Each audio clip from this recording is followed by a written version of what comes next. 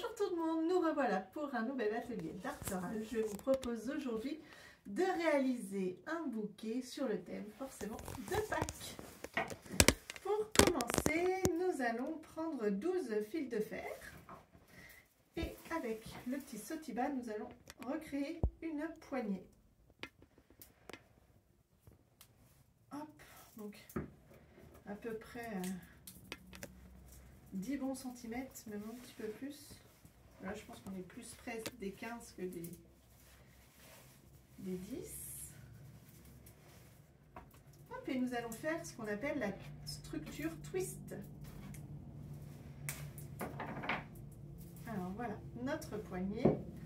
On va venir mettre notre main juste à hauteur et plier à l'horizontale nos 12 fils de fer.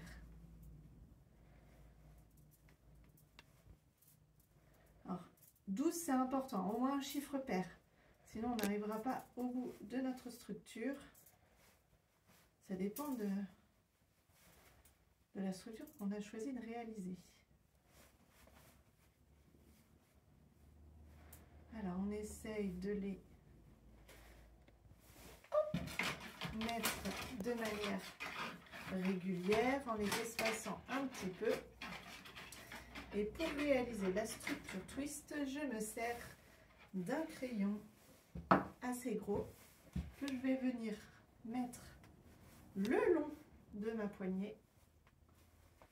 Et là, j'attrape les 2 fils de fer qui sont de part et d'autre du crayon. Je viens les croiser et là, je vais faire ce qu'on appelle le twist. Du coup, je twiste une fois et je twiste une deuxième fois. Et là, on vient de créer un premier pétale. Le but, c'est de faire ça sur le reste des fils de manière assez régulière. Et surtout, on pense bien à twister 2 fois. On vient donc de réaliser nos 6 pétales. On les met bien à plat. Et on va venir présenter nos autres fils de manière à reformer d'autres pétales également. Donc on n'hésite pas à les replier un petit peu pour qu'ils se croisent et pour faire quelque chose d'assez régulier. Une fois que votre deuxième étoile est prête, on recommence, on twiste encore 2 fois chaque fil. On vient de faire nos 6 autres pétales. On refait encore cette technique une dernière fois.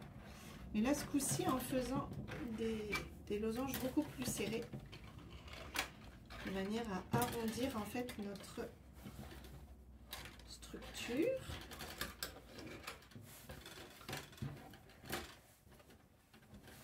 Et on retwiste encore au moins une fois. Là, pour le coup, c'est pas très gênant.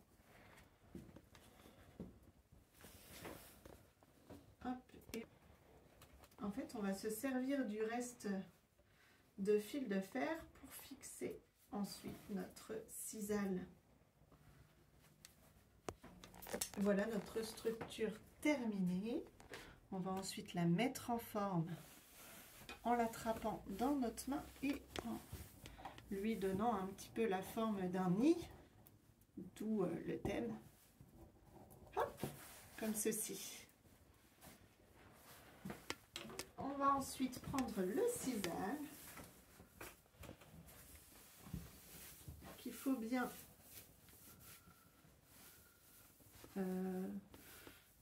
aérer. Voilà, je cherchais le mot. On se fait un beau nuage de cisal et on va venir placer notre structure. Et là, avec l'aide de nos petits crochets, on va pouvoir attraper tout ça. Donc, une fois cette étape réalisée, on va venir mettre quelques lianes de feuillage à l'intérieur pour donner un peu plus de verre. Hop. Là, moi, j'ai choisi des lianes de lierre, mais pourquoi pas utiliser d'autres feuillages.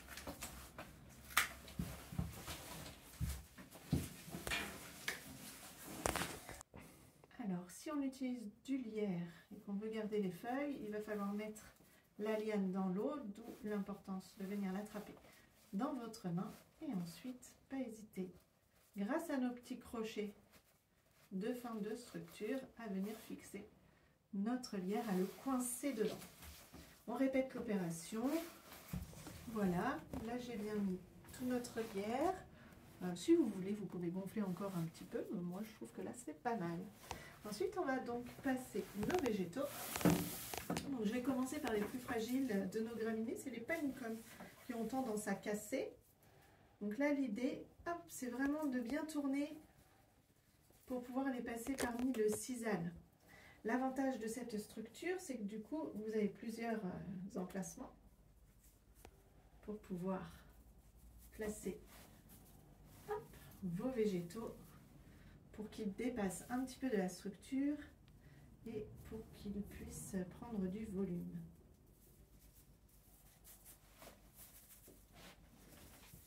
Là. Alors, je continue avec le pénicétum. Donc, c'est volontaire hein, que ça dépasse un petit peu de la structure.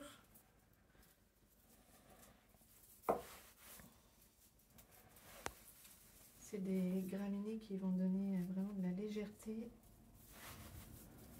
Là.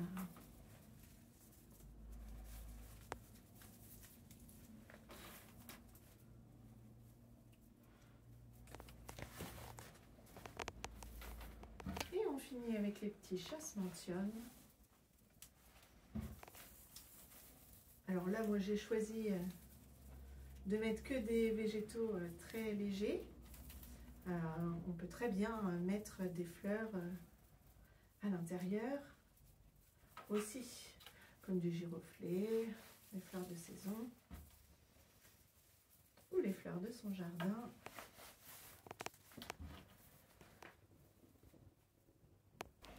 On va utiliser ensuite les feuilles de bambou.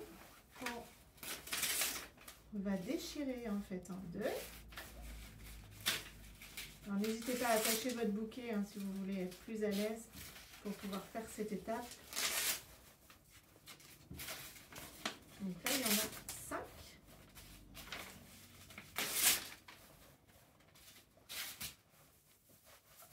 Et on va venir les mettre tout autour de notre bouquet.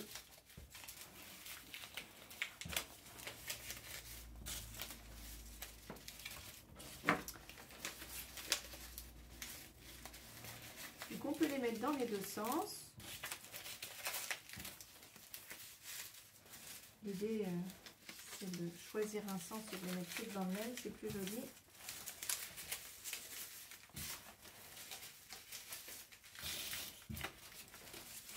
Et on essaye de les mettre un petit peu tout autour, voilà, de rééquilibrer s'il y en a une qui se fait la maille.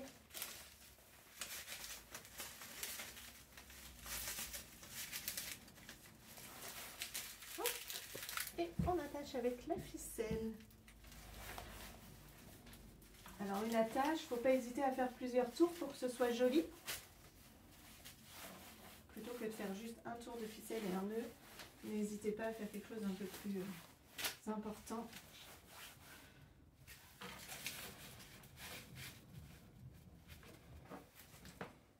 Je vous montre l'attache.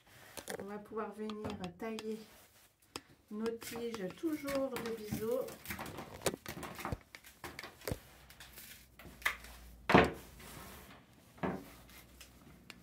Et maintenant, on va garnir notre petit nid avec des accessoires, les plumes, les œufs. C'est maintenant. Je coince mes plumes en fait, tout simplement, dans le sisal.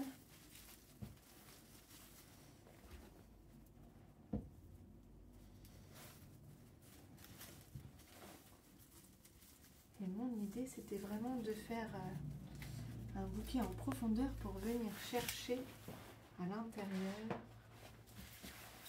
les petits œufs. Je cherchais mes petites coquilles d'œufs.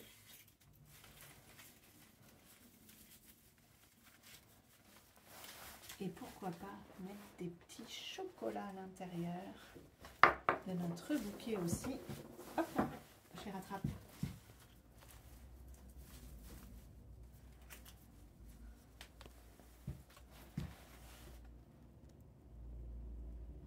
Et voilà notre beau bouquet de Pâques. Bien sûr, on le met à l'eau. Pas hésiter à mettre au frais la nuit. Et puis, on n'hésite pas à manger les petits chocolats. Merci à tous, à très bientôt pour un nouvel atelier. Bye bye!